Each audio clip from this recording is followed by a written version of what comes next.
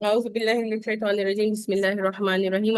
الحمد لله رب العالمين حمدا كثيرا طيبا مباركا فيه كما يحب ربنا ويرضى، وصلى الله على سيدنا ونبينا وحبيبنا محمد وعلى آله وأصحابه وأزواجه أجمعين. سبحانك لا علم لنا إلا ما علمتنا إنك أنت العليم الحكيم.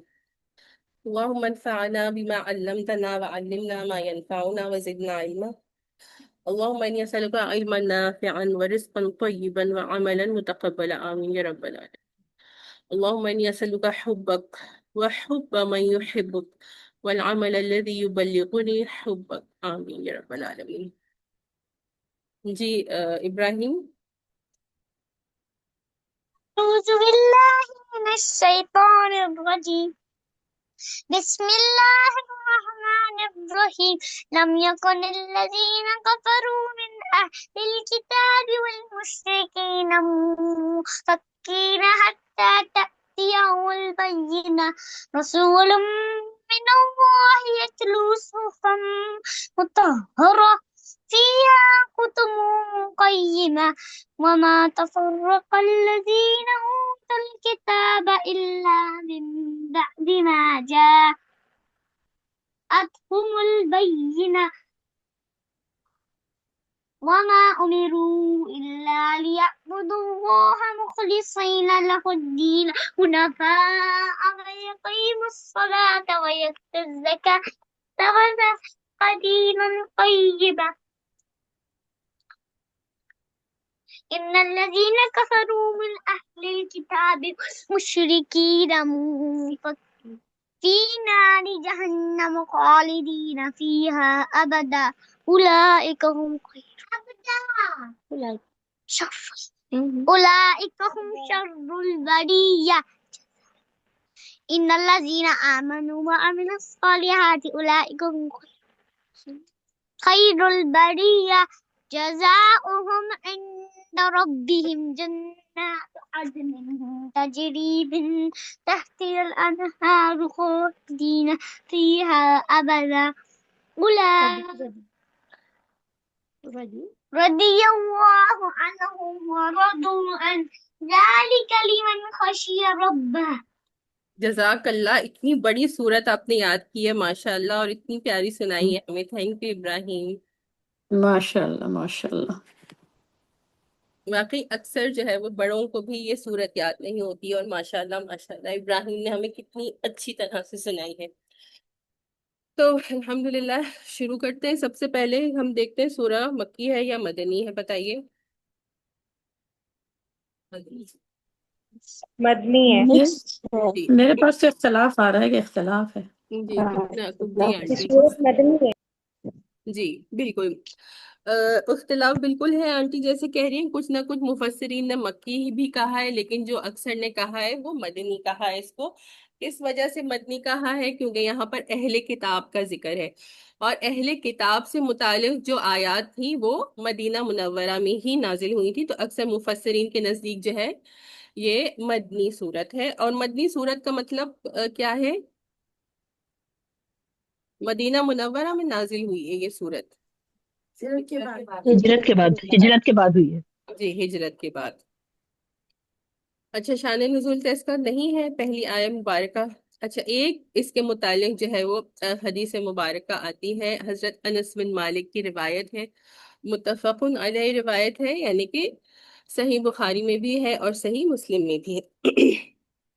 کیا روایت ہے کہ ایک مرتبہ رسول اللہ صلی اللہ علیہ وسلم نے خطاب کیا کس سے؟ ابی بن کعب رضی اللہ عنہ سے، اور کیا کہا کہ اے ابی، اللہ سبحانہ وتعالی نے مجھے حکم دیا ہے کہ میں تمہیں قرآن سناؤں. اور بعض روایت میں آتا ہے کہ آپ صلی اللہ علیہ وسلم نے حضرت ابی سے کہا کہ اللہ سبحانہ وتعالی نے مجھ سے کہا ہے کہ میں سورۃ البینہ یا سورۃ لم یکن تمہیں سناؤں. تو ظاہری بات ہے کہ جب اس طرح سے کہا گیا تو ابی بن کعب جو ہے وہ حیرت میں اور خوشی میں جو ہے وہ اسٹونش جیسے ہو جاتے ہیں. پوچھنے لگے کہ کیا واقعی اللہ سبحانہ و تعالی نے میرا نام لیا ہے؟ تو آپ صلی اللہ علیہ وسلم نے کہا کہ اللہ سبحانہ و تعالی نے تمہارا نام لیا ہے.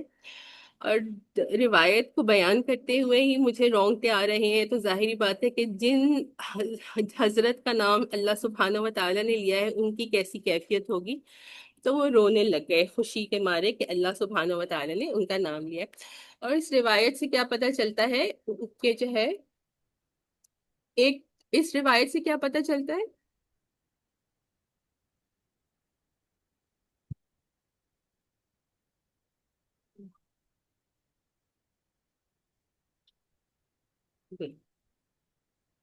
قرآن کو پڑھنا بھی چاہیے اور قرآن کو سنانا بھی چاہیے۔ تو یہ آپ صلی اللہ علیہ وسلم کی سنت تھی کہ ویسے بھی ہم نے دیکھا ہے کہ جبرائیل علیہ السلام کو بھی سناتے تھے، اور اس کے علاوہ بھی تو سننا بھی جو ہے وہ سنت سے ثابت ہے اور سنانا بھی سنت سے ثابت ہے۔ دوسری بات، ابی بن کعب کا رتبہ آپ سوچئے کہ کتنا بڑا ہے، کہ اللہ سبحانہ و تعالیٰ نے ان کا نام لیا ہے۔ ابی بن کعب کے بارے میں کیا جانتے ہیں؟ کسی کو کچھ پتہ ہے ابی بن کعب، یا پہلی دفعہ نام سن رہے ہیں؟ سنا تو ہے، اچھا۔ کوئی ایسی بات ہے جو آپ کو ابی بن کعب کے بارے میں پتا ہو؟ ایک تو ان کا جو قرآن پڑھنے کا انداز تھا وہ بہت زیادہ پیارا تھا۔ آپ صلی اللہ علیہ وسلم بھی جو ہے وہ ان کو کہا کرتے تھے کہ مجھے جو ہے وہ قرآن کو سنائیں۔ اور اس کے علاوہ جب حضرت عمر نے تراویح شروع کروائی تھی تو تراویح کے جو پہلے امام تھے وہ کون تھے؟ ابی بن کعب تھے۔ اور بھی بہت ساری باتیں ہیں، انشاءاللہ وقت ملے گا تو اس کے بارے میں بات کریں گے۔ پہلی آیہ مبارکہ کیا ہے؟ لم یکن الذین کفروا من اہل الکتاب والمشرکین منفکین حتی تأتیہم البینہ۔ اہل کتاب اور مشرکین میں سے جو لوگ کافر تھے وہ اس وقت تک باز آنے والے نہیں تھے جب تک کہ ان کے پاس روشن دلیل نہ آ گئی، یا ان کے پاس بینہ نہ آ گئی۔ بینہ کا لٹرل مطلب کیا ہوتا ہے؟ بینہ جو ورڈ ہے وہ کس سے نکلا ہے؟ اردو کے لفظ بیان سے نکلا ہے، جی، بیان سے نکلا ہے۔ تو بیان جب کوئی کرتا ہے تو جو کنفیوژنز ہوتی ہیں وہ کلیئر ہو جاتی ہیں۔ تو بینہ کا مطلب ہی کیا ہے؟ کلیئرفائر۔ تو یہاں پر کیا فرمایا ہے کہ جو کافر تھے، اور کافروں میں پھر اللہ سبحانہ و تعالیٰ نے خود ہی بتا دیا کہ کافروں میں کون کون شامل تھے۔ اہل کتاب بھی شامل تھے، یہود و نصارہ بھی شامل تھے، اور مشرکین مکہ بھی شامل تھے۔ وہ تمام ہی کافر تھے۔ کیوں کافر تھے؟ کہ جب ان کو جو ہے وہ حق ان تک پہنچا تو انہوں نے اس کو جھٹلا دیا، اس کو قبول حق نہیں کیا یا ایمان نہیں لائے۔ تو وہ کیا تھے؟ منفکینہ، یعنی کہ وہ باز آنے والے نہیں تھے۔ کس چیز سے باز آنے والے نہیں تھے؟ یہاں تک کہ ان کے پاس جو ہے وہ بینہ نہیں آیا۔ تو جی، کفر سے باز، بالکل کفر سے باز آنے والے نہیں تھے، یعنی جو اللہ سبحانہ و تعالیٰ کے ساتھ وہ شرک کرتے تھے، عیسیٰ علیہ السلام کو اللہ کا بیٹا بنا لیا تھا، اور عزیر علیہ السلام کو یہودیوں نے اللہ کا بیٹا بنا لیا تھا، مشرکین مکہ جو ہے وہ بتوں کی پوجا کرتے تھے، جو جس گمراہی میں وہ مبتلا تھے اس گمراہی سے وہ باز آنے والے نہیں تھے، یہاں تک کہ ان کے پاس کیا آ گیا؟ بینہ۔ اور بینہ کا مطلب میں نے آپ کو کیا سمجھا دیا؟ لٹرل مطلب یہاں پر کیا آ رہا ہے؟ روشن دلیل، یعنی کلیریفائر، کہ انسان کو کے پاس یہ ایک روشن دلیل، اس کے جو شک و شبہات ہیں، اس کے دل میں جو خدشات ہیں، یا اس کے جو غلطیاں ہیں، اس کو کلیریفائی کرنے والا۔ اب اگلی آیہ مبارکہ میں جیسے ہم کہتے ہیں کہ قرآن میں ہی سب سے پہلے جو تفسیر ہوتی ہے وہ کیسی ہوتی ہے؟ وہ قرآن کی تفسیر قرآن سے ہی ہوتی ہے۔ تو یہی جو بینہ کا ہے آگے ایکسپلین اگلی آیہ میں کر دیا کہ وہ مبینہ ہے کیا؟ رسول من اللہ یتلو صحفا مطہرہ۔ تو وہ بینہ رسول اللہ صلی اللہ علیہ وسلم ہے کہ آپ صلی اللہ علیہ وسلم نے آ کر جو ہے وہ اللہ کی روشن دلیل کی، اور آ کر آپ صلی اللہ علیہ وسلم نے حق اور باطل میں واضح فرق کو بیان کر دیا، اور جس کے دل میں شک و شبہات تھے وہ شک و شبہات جو ہے وہ ہر طرح کی دور کر دی۔ تو بینہ جو ہے وہ کیا ہے؟ وہ رسول اللہ صلی اللہ علیہ وسلم ہے۔ اس کو کیا کہیں گے؟ کہ یہ بینہ کا بدل ہے۔ اب رسول کے بارے میں کیا ہے؟ کہ من اللہ، اب خاص طور پر رسول صلی اللہ علیہ وسلم کے بارے میں کیا فرمایا؟ کہ وہ اللہ کی طرف سے ہے۔ کیوں فرمایا کہ وہ اللہ کی طرف سے ہیں؟ کیونکہ جب آپ صلی اللہ علیہ وسلم نے دعوت و تبلیغ کا کام شروع کیا تو کیا ہوا کہ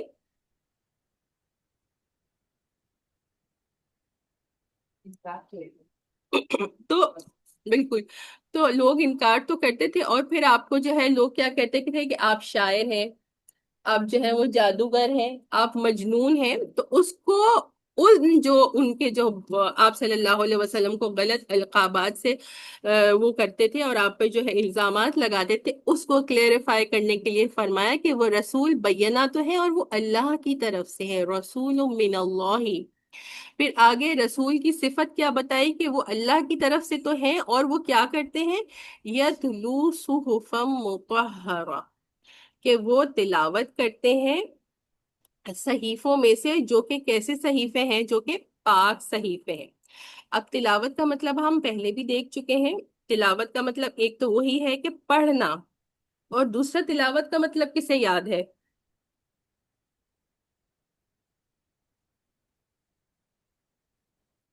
پتا سارٹ آف سے کون کون کس کس سے جوائن کیا آج؟ مجھے لگتا ہے کہ پیچھے پیچھے آنے تھوڑا پڑھ رہے ہیں اس کو آپ ساتھ ساتھ ٹائپ کر دیتے ہیں۔ آواز نہیں کلیئر آ رہی نائلہ آپ کی؟ سر ایک تو یہ کہ پیچھے پیچھے آنے بالکل پڑھ بالکل رہے جی، ہیں آپ اس کو بالکل ساتھ ساتھ جی، پیروی کرنا اور پیچھے پیچھے آنا، فالوئنگ دا فٹ اسٹیپس۔ تو آپ صلی اللہ علیہ وسلم، قرآن کا کیا تھا، آپ قرآن میں جو بھی اللہ سبحانہ و تعالیٰ احکامات دیتے تھے تو آپ صلی اللہ علیہ وسلم اس کا پریکٹیکل ڈیمونسٹریشن کر کے دکھایا کرتے تھے۔ جیسے حضرت عائشہ سے کسی نے پوچھا کہ آپ صلی اللہ علیہ وسلم کے حیات مبارکہ کے بارے میں کچھ بتائیے، تو انہوں نے کیا کہا کہ کیا تم نے قرآن نہیں پڑھا ہے؟ آپ صلی اللہ علیہ وسلم کی زندگی جو ہے وہ قرآن کا جو ہے وہ عملی نمونہ ہے تھی۔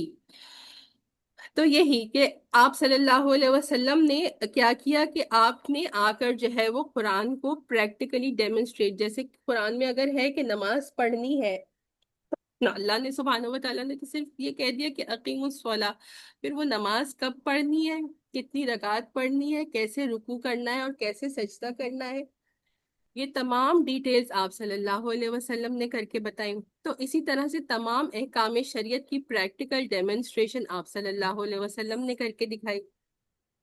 آگے صحف مطہرہ، تلاوت کرتے تھے وہ صحیفوں میں سے۔ صحیفے کس کو کہتے ہیں؟ چھوٹی بکلیٹس کو کہتے ہیں نا، صحیفے کتاب تو بڑی ہوتی ہے اور جو چھوٹی بکلیٹس ہوتی ہیں ان کو صحیفے کہتے ہیں۔ یہاں پر جو صحیفوں سے مراد ہے وہ کیا ہے؟ وہ اوراق ہے یا یہاں پر جو ہے وہ اس سے کیا مراد ہے کہ شروع میں تو آپ صلی اللہ علیہ وسلم نے جب قرآن کو لکھوایا تو وہ پراپر بک کی فارم میں نہیں تھی نا، وہ تو جو ہے آپ صلی اللہ علیہ وسلم اس کو جو ہے وہ اونٹ کی جو ہے وہ کھال پر اور جو ہے وہ درختوں کی چھال پر اور بڑے بڑے پتھروں پر اس طرح سے، تو اس لیے جو ہے وہ یہاں پر کتاب کی جگہ صحیفے کا لفظ یوز کیا۔ اور پھر یہاں سے صحیفوں سے ایکچوئل مراد کیا ہوگی؟ یہی قرآن کی صورتیں اور قرآن کی آیات مبارکہ۔ اب تلاوت کرتے ہیں قرآن کی صورتوں کو اور قرآن کی آیات مبارکہ کو، اور وہ ان کے بارے میں کیا ہے؟ مطہرہ، کہ وہ کیا ہے؟ وہ پاک ہے۔ تو پاک ہونے کا کیا مطلب ہے؟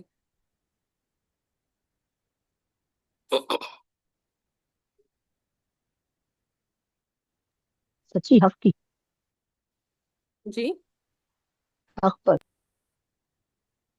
پاک ہونا حق پر نہیں ہے، پاک ہونے سے کیا مطلب ہے؟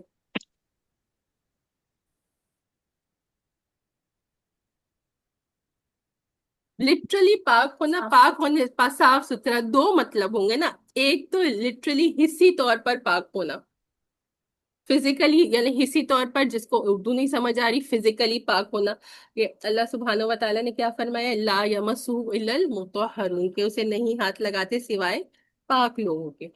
اور دوسرا پاک ہونے کا کیا مطلب ہے کہ اس میں، جی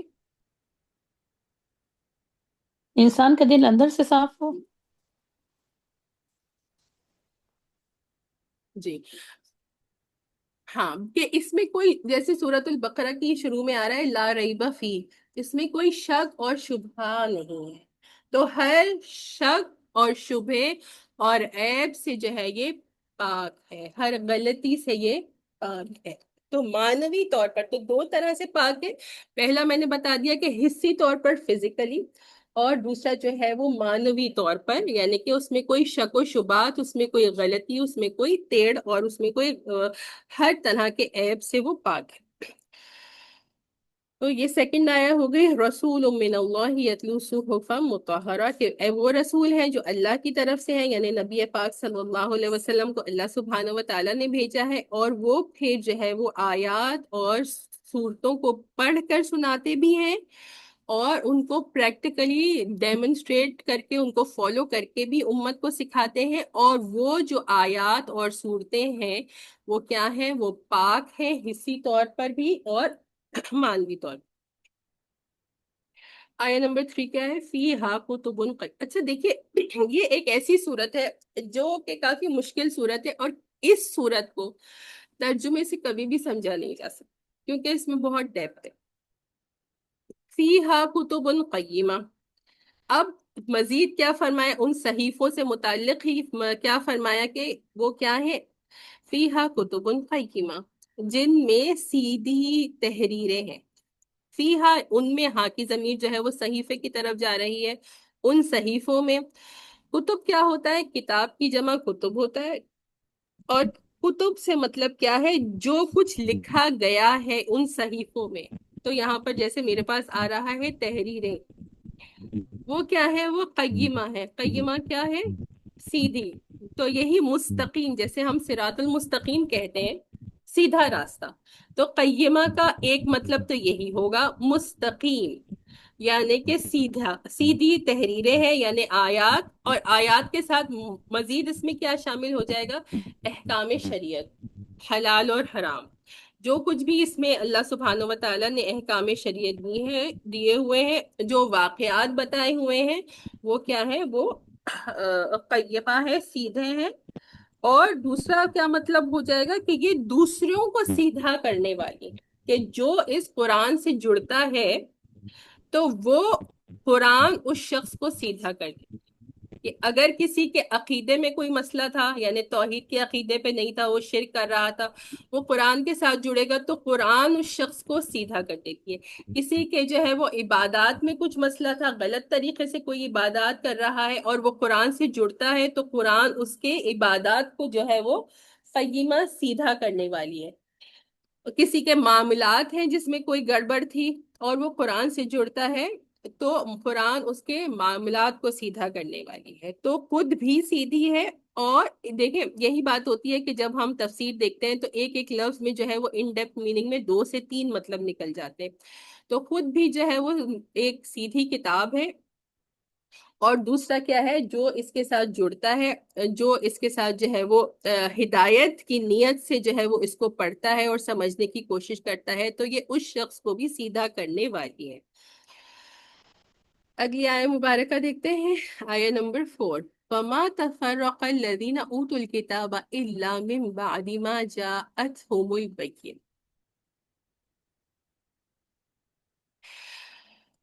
ترجمہ دیکھ لیتے ہیں پھر انشاءاللہ. ترجمے میں کیا ہے؟ اور جو اہل کتاب تھے انہوں نے جدا راستہ اسی کے بعد اختیار کیا جب ان کے پاس روشن دلیل آ چکی. کہ بینہ کے آنے پر کیا ہونا چاہیے تھا؟ اصولی طور پر یا ایکسپیکٹڈ کیا تھا؟ کہ بینہ جب آ گئی اہل کتاب کے پاس اور مشرکین کے پاس، کیونکہ یہی وہاں کی جو ہے وہ پرائمری آڈینس تھی، تو ایکسپیکٹڈ کیا تھا؟ بتائیے عائشہ، بتائیے.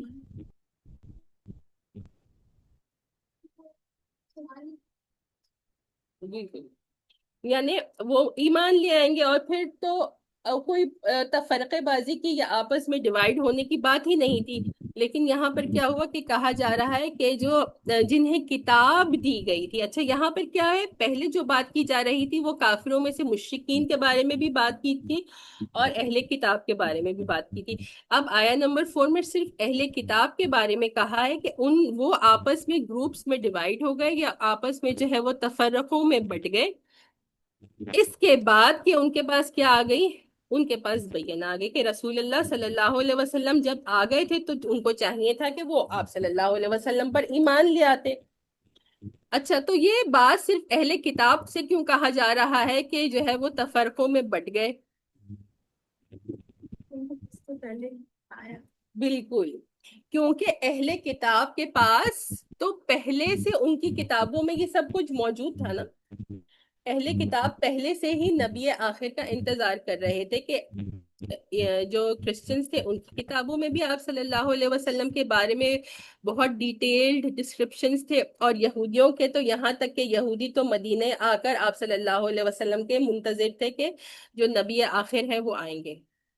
یہاں تک کہ سورۃ البقرہ میں اور سورۃ الانعام میں دو جگہ اللہ سبحانہ و تعالیٰ نے ان کے بارے میں کیا فرمایا ہے؟ یعرفونہ کما یعرفون ابناءہم، کہ وہ جانتے تھے ان کو جیسے کہ وہ جانتے تھے اپنے بیٹوں کو. یعنی ان کے بارے میں، آپ صلی اللہ علیہ وسلم کے بارے میں اس قدر ڈیٹیل کے ساتھ جو ہے وہ اللہ سبحانہ و تعالیٰ نے پچھلی کتابوں میں بتا دیا تھا کہ وہ آپ صلی اللہ علیہ وسلم کو اس قدر پہچانتے تھے کہ جیسے کوئی والدین اپنی اولاد کو پہچانتے ہیں. اس کے باوجود وہ تفرقہ بازی میں بٹ گئے. اچھا، اور دوسری چیز کیا تھی کہ جب یہود خاص طور پر جب مدینہ آ گئے تھے، اور ظاہری بات ہے عربوں میں بہت لڑنے کا، جنگ کرنے کا وہ ہوتا تھا، تو جب یہودیوں کی عربوں کے ساتھ جنگ ہوتی تھی اکثر ایسا ہوتا تھا کہ یہودی ہار جایا کرتے تھے. سورۃ البقرہ میں ہم یہ مضمون پڑھ چکے. تو پھر وہ کیا ان کو کہا کرتے تھے کہ نبی آخر کے آنے کا زمانہ جو ہے وہ قریب ہے، اور جب وہ آئیں گے تو ہم ان کے ساتھ ملیں گے، اور پھر ہم جو ہے وہ تمہارے اوپر جو ہے وہ فتح یاب ہو جائیں گے. کیونکہ ان کو پتا تھا کہ نبی آخر آئیں گے، اور اللہ سبحانہ و تعالیٰ جو ہے وہ ہمیشہ اپنے انبیاء کرام کو فتح اور نصرت سے نوازتے ہیں. تو یہ دو چیزیں وہ جاننے بوجھنے کے باوجود وہ تفرقے میں بٹ گئے. مطلب کون سے تفرقوں میں بٹ گئے، یا کون سے ان میں گروپس بن گئے؟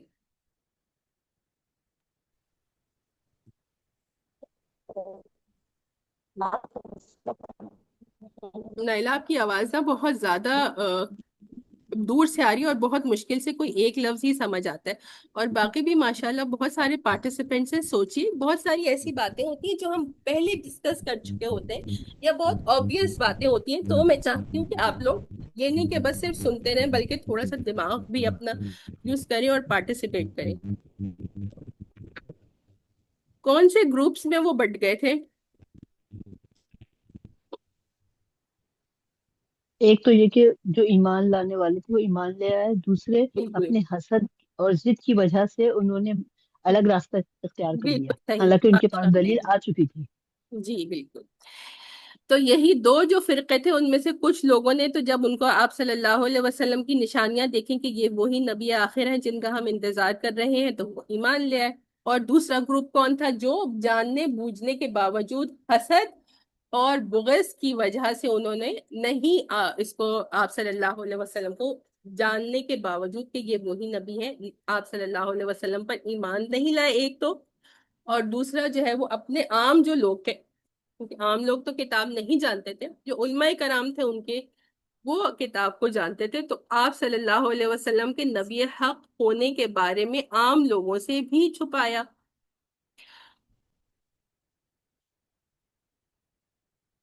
اور اس کی وجہ کیا تھی کہ کس وجہ سے چھپایا؟ آپ صلی اللہ علیہ وسلم پر علماء یہود خاص طور پر، اور اس میں عیسائی بھی شامل ہو جاتے ہیں، لیکن زیادہ تر علماء یہود وہ کیوں ایمان نہیں لائے تھے؟ وہ چونکہ بنی اسرائیل سے نہیں آئے تھے آخری پیغمبر. بالکل بالکل. کوئی اور بھی بتائے پلیز، اتنے سارے پارٹیسپینٹس آن لائن ہیں، کوئی بتائے جی، ان کا کے علاوہ. یہ وہ یہ ایکسپیکٹ کر رہے تھے کہ آخری نبی الزمان ان کے میں سے آئیں گے، اس لیے نہیں ایکسپٹ کر رہے تھے. بالکل ایسا ہی ہے. وہ یہ سمجھ رہے تھے کہ جو نبی آخر ہوں گے وہ بنی اسرائیل میں سے ہوں گے، لیکن وہ بنی اسرائیل میں سے نہیں بلکہ بنی اسماعیل میں سے آ گئے. اور ان کو یہ ہوا کہ ہماری بنی اسرائیل میں سے نہیں ہے، تو اس حسد کی وجہ سے کہ آخری جو نبوت ہے وہ کسی اور کو کیوں مل گئی، اس حسد کے مارے جو ہے وہ انہوں نے حق کو نہیں ایکسپٹ کیا، اور آپ صلی اللہ علیہ وسلم پر ایمان نہیں. اب یہ جو بات ہے اگلی آیت ہے آیت نمبر 5، وما امروا الا ليعبدوا الله مخلصين له الدين حنفاء ويقيموا الصلاة ويؤتوا الزكاة وذلك دين القيم، اور انہیں اس کے سوا کوئی اور حکم نہیں دیا گیا تھا کہ وہ اللہ سبحانہ و تعالیٰ کی عبادت اس طرح کریں کہ بندگی کو بالکل یکسو ہو کر صرف اسی کے لیے خاص رکھیں، اور نماز قائم کریں اور زکوٰۃ ادا کریں، اور یہی سیدھی سچی امت کا دین ہے۔ تو اب یہ کہا جا رہا ہے کہ وہ تفرقہ بازی میں بٹ گئے تھے، اور اس میں سے اکثریت جو ہے وہ ایمان نہیں لائی تھی، اور اس پر حیرت کا اظہار کرتے ہوئے کہا جا رہا ہے کہ انہیں جو حکم دیا گیا تھا وہ کیا تھا، صرف حکم کیا تھا کہ وہ اللہ کی عبادت کریں، اور کیا تھا، 3 باتیں جن چیزوں کا حکم دیا گیا تو وہ دیکھ لیتے ہیں اس آیت میں، پھر باقی اور چیزوں کو بھی دیکھیں گے۔ تو 3 چیزوں کا حکم دیا گیا کہ عبادت کس کی کریں، اللہ کی عبادت کریں، دوسرا کیا ہے نماز قائم کریں، اور تیسرا کیا ہے زکوٰۃ ادا کریں۔ تو دیکھیں بار بار میں نے یہ بات بتائی ہے کہ تمام انبیاء کرام جو آئے تھے ان کے جو دین کا اصول ہوتا تھا یا دین کی جو بنیادی باتیں ہوتی تھی وہ سیم ہوتی تھی۔ تو اس سے پہلے بھی جو انبیاء کرام آئے تھے وہ ایسا ہی دین لائے تھے کہ جس میں اللہ کی عبادت کرنے کا حکم تھا، جس میں نماز قائم کرنے کا حکم تھا، اور جس میں زکوٰۃ دینے کا حکم تھا، ہے نا۔ تو پہلے انبیاء کرام کو بھی تو یہی حکم دیا گیا تھا، تو اس کے علاوہ تو کوئی حکم نہیں دیا گیا تھا۔ تمام انبیاء کرام آدم علیہ السلام سے لے کر عیسیٰ علیہ السلام تک، تو اگر کوئی موسیٰ علیہ السلام کو ماننے والا یہودی ہے تو اس کے لیے کوئی مسئلہ نہیں ہونا چاہیے تھا، کیونکہ ان کے دین میں بھی تو یہی تھا کہ خالص اللہ کی عبادت کریں اور نماز پڑھیں اور زکوٰۃ دیں۔ ہاں، عبادت کرنے کا طریقہ کہ نماز ہم جیسے پڑھ رہے ہیں اس کا طریقہ، یا ہم 5 وقت کی نماز پڑھتے ہیں تو اب ہم نہیں ویریفائی کر کے بتا سکتے کہ ہو سکتا ہے ان کی 3 وقت کی نماز ہو یا سے 10 وقت کی نماز ہو اور کتنی رکعتیں تھیں، اس بارے میں ہم ویریفائی نہیں کر سکتے، لیکن نماز تو وہ بھی پڑھتے تھے۔ ابھی بھی جو ہے نا وہ آرتھوڈاکس جیوز جو ہے وہ اس میں رکوع نہیں کرتے، لیکن وہ قیام کرتے ہیں اور سجدہ کرتے ہیں، ان کی جو نماز ہے۔ اور زکوٰۃ کا بھی حکم اسی طرح سے دیا گیا تھا، ہمیں جو ہے وہ 2.5%، 2.5% یا 40th پارٹ جو ہے وہ زکوٰۃ دینی ہوتی ہے۔ ہو سکتا ہے ان کا زکوٰۃ کا نصاب الگ ہو۔ تو یہی تو جو آپ صلی اللہ علیہ وسلم کو احکامات دیے تھے بنیادی دین کے، وہی پہلے انبیاء کو بھی دیے گئے تھے۔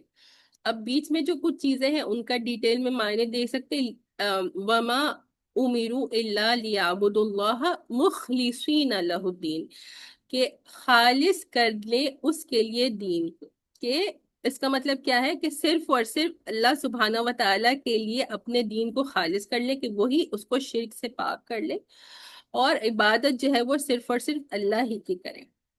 آگے کیا آ رہا ہے، حنفاء۔ حنفاء کا مطلب آپ لوگوں کے پاس کیا لکھا ہوا آ رہا ہے؟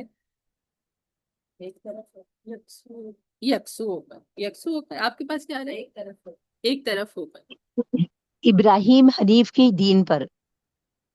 جی بالکل، جو حنیف کا لفظ ہے وہ ابراہیم علیہ السلام کے لیے آتا ہے، کہ ابراہیم علیہ السلام جو ہے وہ کیسے، ان کا جو طریقہ کار کیا تھا، وہ یکسو تھے، کس طرح سے کہ وہ خالص توحید پرست تھے، اور شرک سے بالکل بھی ان کا طریقہ کار عبادت کا اور معاملات کا وہ شرک سے پاک تھا۔ تو حنیف اسی شخص کو کہتے ہیں۔ یکسو، یکسو میں بھی کیا مطلب، فردر ڈیٹیلز میں ہم دیکھیں تو یعنی توحید کے لیے یکسو ہو جانا، صرف اور صرف خالص توحید اور شرک سے پاک ہو، یہ حنیف کا مطلب ہے۔ تو حنیف سنگولر ہے اور حنفاء جو ہے وہ پلورل ہے، کیونکہ یہاں پر جو ہے وہ پلورل میں بات ہو رہی ہے، تو اس لیے جو ہے یہاں پر حنفاء کا لفظ استعمال ہوا ہے۔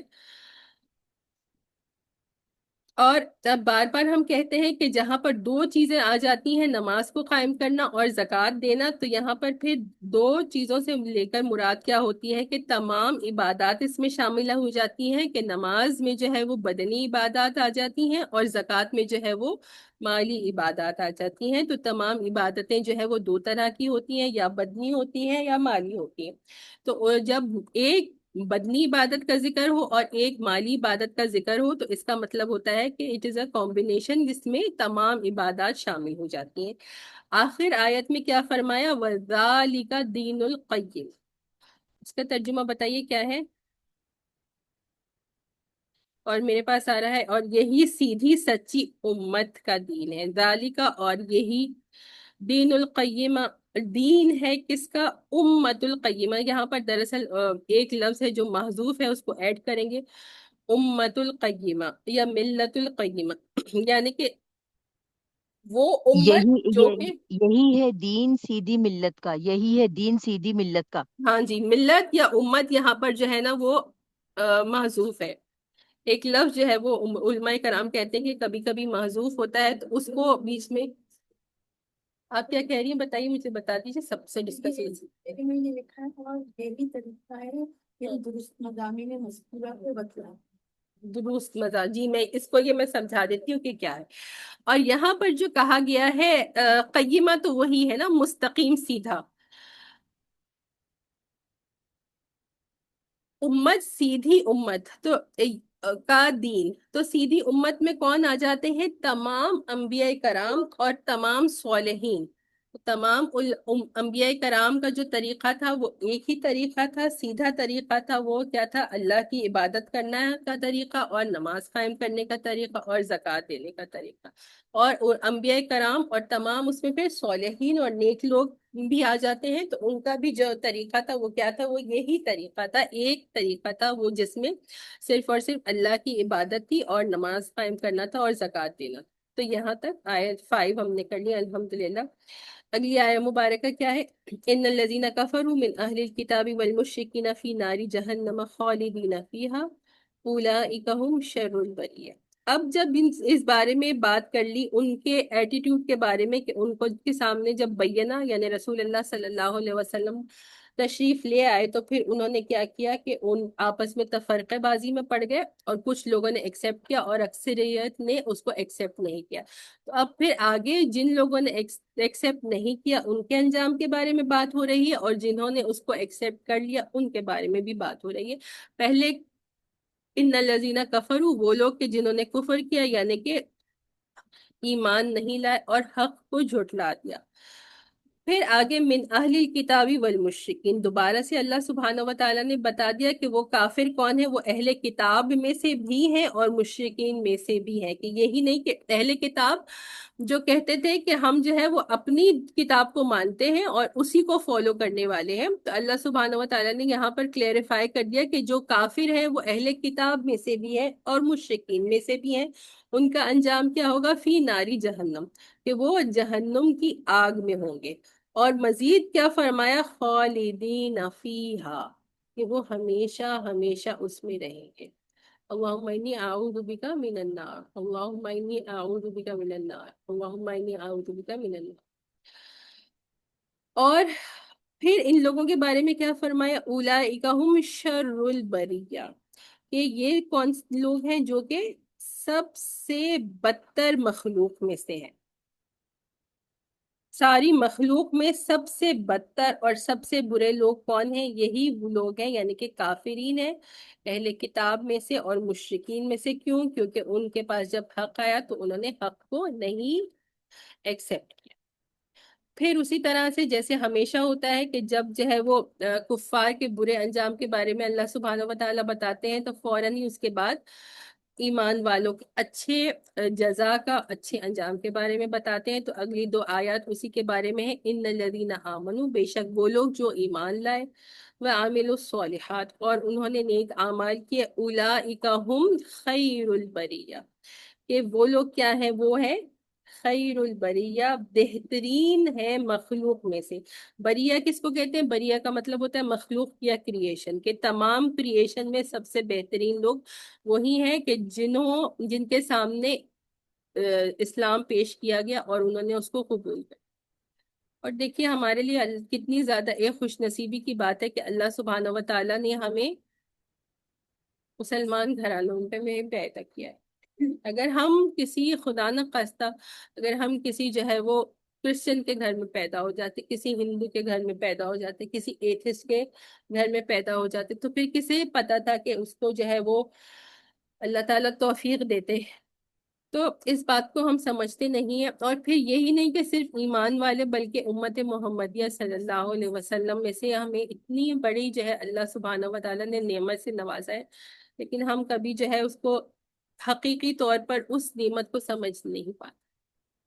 اب ان کے بارے میں کیا ہے، جزاؤہم عند ربہم جنات عدن تجری من تحتها الانہار خالدین فیہا ابدا۔ یہاں تک دیکھتے ہیں، ایک پارٹ دیکھتے ہیں اس کا۔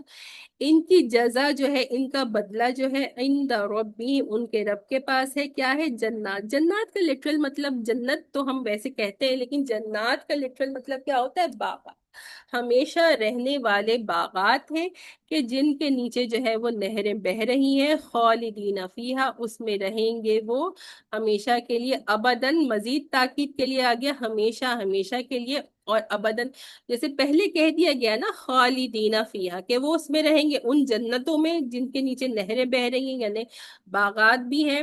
کیسے باغات ہیں، ایسے باغات ہیں جو ہمیشہ، عدن کا مطلب یہی ہوتا ہے ہمیشہ، اٹرنٹی، عدن، عدن کا مطلب ہوتا ہے eternity, the gardens of eternity اور دا گارڈنز آف ایڈن، جن کے نیچے نہریں بہہ رہی ہیں، یعنی کہ ہر طرح کی جو ہے وہاں پر آسائشیں میسر ہے۔ اور پھر مزید کیا کہا، خالدین فیہا کہ وہاں پر وہ ہمیشہ رہیں گے، ابداً، ابداً کہہ کر مزید تاکید پیدا کر دی کہ وہ جنت اور اس میں رہنے والی جو نعمتیں ہیں وہ کیا ہیں، وہ دوام کی ہیں، ہمیشہ ہمیشہ کے لیے ہیں وہ، نہ وہ کبھی اس جنت میں سے نکالے جائیں گے، اور نہ ہی اس جنت کی جو نعمتیں ہیں وہ کبھی بھی کم ہوں گی، یعنی ہیں تو وہ ہمیشہ کے لیے رہیں گی، اور مزید کیا ہے کہ ان میں کبھی بھی کمی نہیں آئے گی۔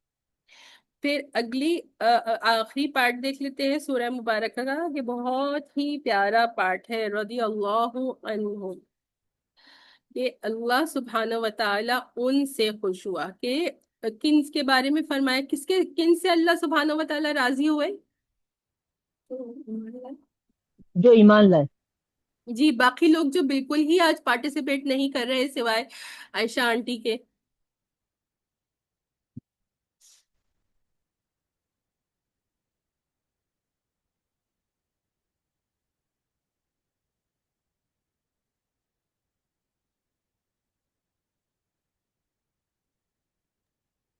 جو متقی ایمان لائے، پرہیزگار لوگ، متقی پرہیزگار لوگ۔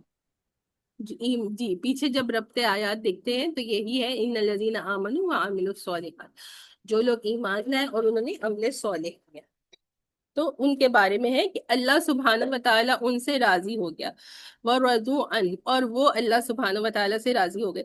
اچھا، تو رضی اللہ عنہم، اس کے بارے میں حضرت ابو سعید خدری رضی اللہ عنہ کی کیا روایت ہے کہ جب، بہت ہی پیاری روایت ہے، کہ متفقن علیہ روایت ہے کہ صحیح بخاری اور صحیح مسلم دونوں میں ہے، کہ جب اہل جنت جنت میں داخل ہو جائیں گے تو اللہ سبحانہ و تعالیٰ ان کو مخاطب کر کے کہیں گے کہ اے جنت میں رہنے والوں، جنت میں رہنے والے جواب دیں گے لبیک یا ربنا وسعدیک وخیر کلہ فی یدیک، کہ لبیک کہ ہم حاضر ہیں اور ہماری سعادت ہے اے ہمارے رب، اور ہر طرح کی خیر جو ہے وہ آپ کے ہاتھ میں ہے۔ تو اللہ سبحانہ و تعالیٰ ان سے سوال کریں گے کہ کیا تم راضی ہو؟ تو وہ جواب دیں گے کہ ہم کیوں راضی نہیں ہوں گے، کہ آپ نے جو ہے ہمیں جنت میں داخل کیا ہے اور ہمیں ان نعمتوں سے نوازا ہے جو کسی اور مخلوق کو نہیں دی۔ تو اللہ سبحانہ و تعالیٰ کیا فرمائیں گے کہ کیا میں تمہیں اس سے بھی بڑھ کر نعمت نہ دوں؟ تو وہ حیرت سے پوچھیں گے کہ اس سے بھی بڑھ کر اور اس سے بھی اعلیٰ کون سی نعمت ہے؟ تو اللہ سبحانہ و تعالیٰ فرمائیں گے کہ میں تم پر اپنی رضا نازل کرتا اور میں تم سے کبھی ناراض نہیں۔ کتنی بڑی خوش نصیبی کی بات ہوگی کہ اللہ سبحانہ و تعالیٰ لوگوں سے کہے کہ میں تم سے راضی ہوں، تمہارے اوپر اپنی رضا نازل کرتا ہوں اور میں تم سے کبھی ناراض نہیں ہوں۔ دیکھیے، دنیا میں بھی جو ہے وہ اللہ تعالیٰ کے راضی ہونے کی دعا مانگنی چاہیے۔ بتائیے کیا دعا ہے اللہ تعالیٰ کی رضا مانگنے کی؟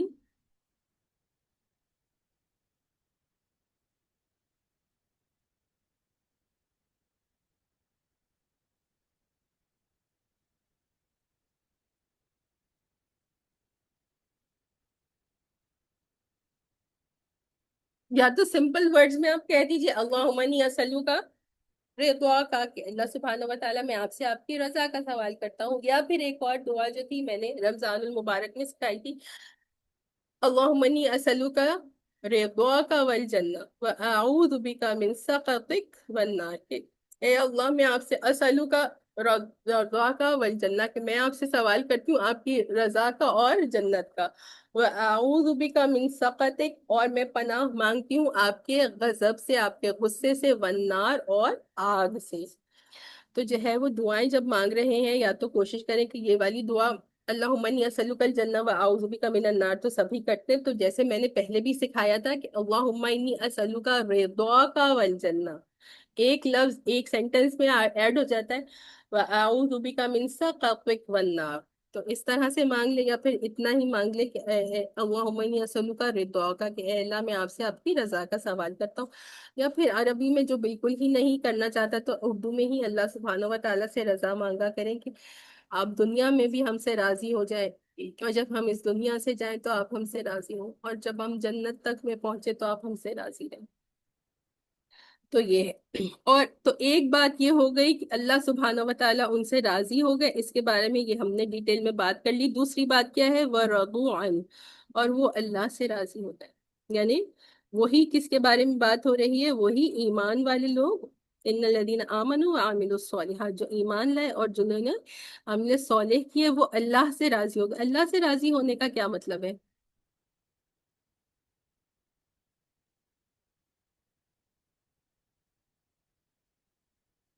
جی امی؟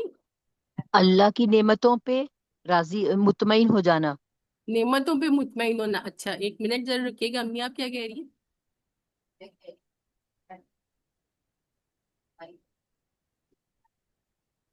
ہاں جی بالکل۔ تو اس میں مزید اور کوئی کچھ کہنا چاہ رہا ہے؟ میں بھی بتاتی ہوں امی نے کیا کہا ہے، اور پھر میں بھی بتاتی ہوں۔ ربی آئینی اللہ ذکر جو کچھ اللہ نے دیا اس جو کچھ اللہ نے دیا اس پر راضی رہے، جو بالکل شکر کچھ یہی بھی ہے۔ امی نے یہی بات کہی ہے کہ اللہ تعالیٰ نے ہمیں جو کچھ دیا ہے اس پر راضی رہنا، یہ تو ایک بات ہو گئی۔ فائزہ آپ کیا کہہ رہی ہیں؟ کرنا، اللہ کا شکر ادا کرنا ہر وقت۔ نہیں، شکر رضا میں نہیں آتا نا، رضا میں دو چیزیں آ اللہ جاتی کی ہیں۔ نعمتوں پہ ہی تو ہم شکر ادا کرتے ہیں نا، کہ اللہ تعالیٰ نے ہمیں انسان بنایا، مسلمان بنایا، اور اس کا ذکر کرنے والی زبان عطا نہیں نہیں، کی۔ یہ رضا میں شامل نہیں ہوتا، یہ بالکل یہ شکر، اور آپ شکر بتا رہی ہیں، شکر اور رضا الگ الگ چیزیں ہیں، وہی اچھا سمجھانے کی اچھا کوشش کر رہی ہوں کہ اچھا راضی ہونا سب سے پہلے جو بات آتی ہے اللہ سبحانہ و تعالیٰ کے رب ہونے اور مدبر کائنات ہونے پر راضی ہونا، اور پھر جیسے کہ آپ میں سے کچھ لوگوں نے کہا اور میری امی نے بھی کہا کہ اللہ سبحانہ و تعالیٰ کی تقدیر پر راضی ہونا، اللہ سبحانہ و تعالیٰ نے جس کو جو دیا ہے اس پر وہ راضی ہو جائے، تو یہ ہے رضوا عنہ۔ اور آخری میں کیا ہے؟ ذالک لمن خشی ربہ، کہ یہ اس کے لیے ہے جو کہ اپنے رب سے کیا آ رہا ہے، میرے پاس خشوع کا مطلب آ رہا ہے پروردگار کا خوف دل میں رکھتا ہو، یہ اس شخص کے لیے ہے جو اپنے دل میں پروردگار کا خوف رکھتا ہو۔ خشوع کا مطلب یا خشیہ کا مطلب یہی ہوتا ہے، زیادہ تر جو آتا ہے وہ خوف ہی آتا ہے۔ آپ سب کے پاس خوف آ رہا ہے؟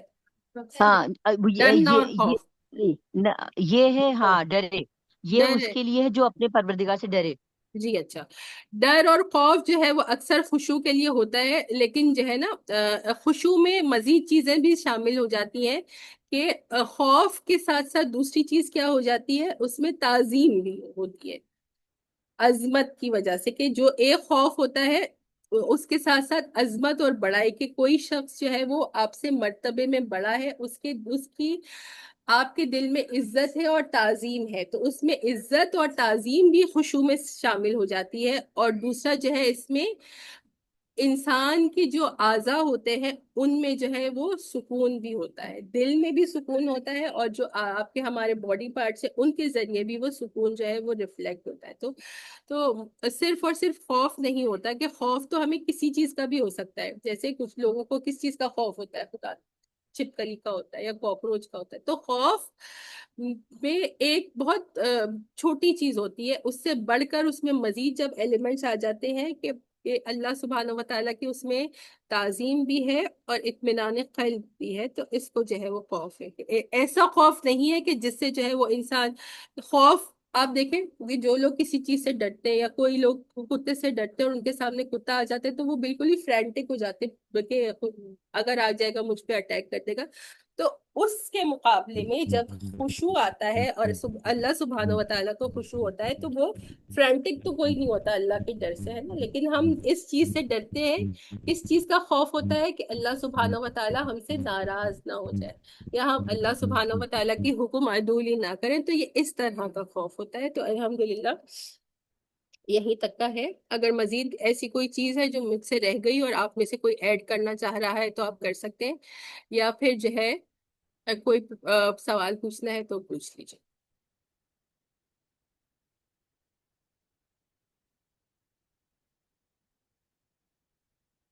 اور آپ میں سے کوئی ایک اسکرین شاٹ لے لے، کیونکہ کافی سارے لوگ جو ہے وہ آج نہیں آئے، اکثر جو ہے وہ سعدیہ ہی اسکرین شاٹس لیتی ہیں. آپ میں سے کوئی ایک اسکرین شاٹ پارٹیسپینٹس کا لے کر اور پھر شیئر کر دیں.